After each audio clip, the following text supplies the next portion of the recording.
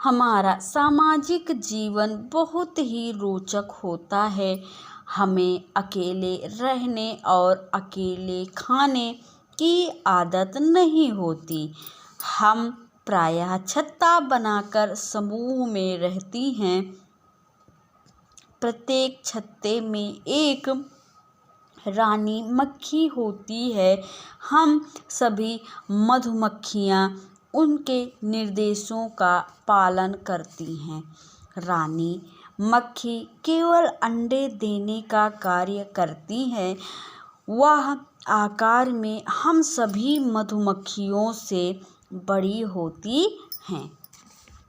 फिर मधुमक्खी बताती हैं कि हमारा जीवन जो होता है वह बहुत ही रोमांचक होता है, रोचक होता है। हम कभी भी अकेले नहीं रहते हैं और ना ही अकेले कुछ भी खाते पीते हैं। हम सभी क्या होता है, छत्ता बनाकर एक समूह में यानी एक साथ रहते हैं और प्रत्येक छत्ते में एक रानी मक्खी होती है। रानी मक्खी के इशारे पर ही हम सभी मधुमक्खियाँ काम करते हैं। रानी मक्खी का कार्य अंडे देने का होता है। क्या होता है? अंडे देने का होता है। वह आकार में हम सबसे बड़ी होती हैं। रानी मक्खी जो होती हैं वह आकार में सबसे बड़ी होती हैं और वह अंडे देने का कार्य करती हैं। हम सभी मधुमक्खियाँ रानी मधुमक्खी की देखभाल करती हैं। सर्दियों में ठंड से बचाव के लिए हम सभी मधुमक्खियाँ रानी मधुमक्खी के आसपास घेरा बनाकर रहती हैं। रानी मधुमक्खी प्रायः बसंत के मौसम में ही अंडे देती हैं। हम सभी कार्य आपस में मिलजुल कर करती हैं। कुछ मधुमक्खियाँ भोजन जुटाने का कार्य करती हैं तो कुछ छत्ता बनाने का। बच्चों, मधुमक्खी फिर अपने विषय में बताती हैं कि हम सभी मधुमक्खियाँ रानी मधुमक्खी की देखभाल करती हैं। वह सर्दियों में ही क्या करती हैं, ठंड से बचाव के लिए हम सभी उनकी सर्दियों में हम रानी मधुमक्खी के बचाव के लिए घेरा बनाकर उनके आसपास बैठ जाते हैं। रानी मधुमक्खी प्रायः बसंत के मौसम में ही अंडे देती हैं।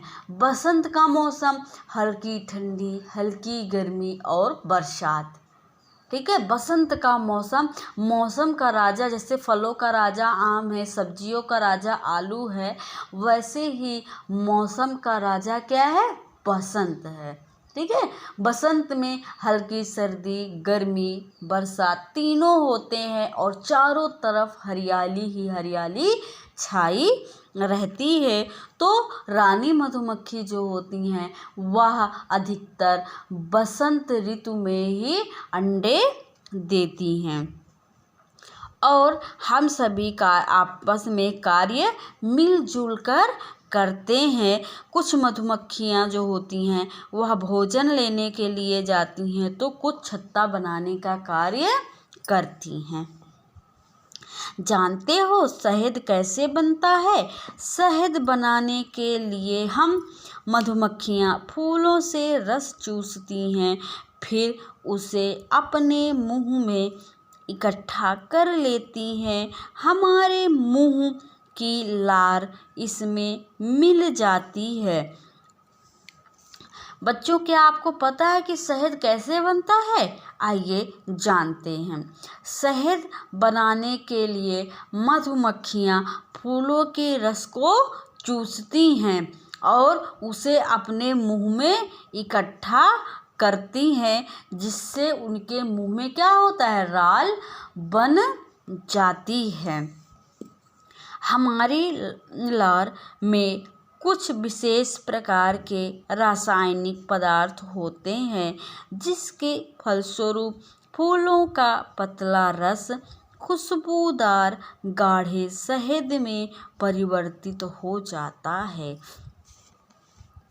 तो बच्चों, पता चला आपको, जब वह अपने मुंह में शहद बनाने के लिए अपने मुंह में फूलों के रस को चूसती हैं, तो जब वह फूलों के रस को चूसती हैं तो उनके मुंह में लार बन जाती है। जब वह लार बनती है तो उनके मुख में यानी मधुमक्खी के मुख में एक प्रकार का रासायनिक पदार्थ होता है, जिससे क्या होता है, वह फूलों का रस यानी लार जो होता है एक गाढ़ा पदार्थ बन जाता है। उसी को हम क्या कहते हैं, शहद कहते हैं। ठीक है बच्चों, क्या कहते हैं, शहद कहते हैं। जब हम मधुमक्खियां फूलों का रस चूसती हैं तो पराग और फूलों का कुछ भाग हमारे पेट में चला जाता है। वहां जाकर यह मोम में बदल जाता है। यह मोम हमारे पेट की त्वचा की थैलियों में जम जाता है, जिससे हम अपने रहने के लिए छत्ता तैयार करती हैं। तो पता चला बच्चों कि मधुमक्खियां शहद कैसे बनाती हैं। अब आइए जानते हैं कि वह छत्ता कैसे बनाती हैं। बच्चों, जब वह फूलों के रस को चूसती हैं तो कुछ फूलों के कुछ अंश, कुछ भाग उनके पेट में चला जाता है और वह मोम का रूप धारण कर लेता है। उसी मोम के कारण ही मधुमक्खियां छत्ता बनाने में मदद करती हैं। तो बच्चों, मधुमक्खियों के विषय में हमें जानकारी मिल गई कि किस प्रकार से शहद बनता है, किस प्रकार से वह छत्ता बनाती हैं, ठीक है, और कैसे वह अपना कार्य करती हैं। तो सबको बातें समझ में आ गई बच्चों।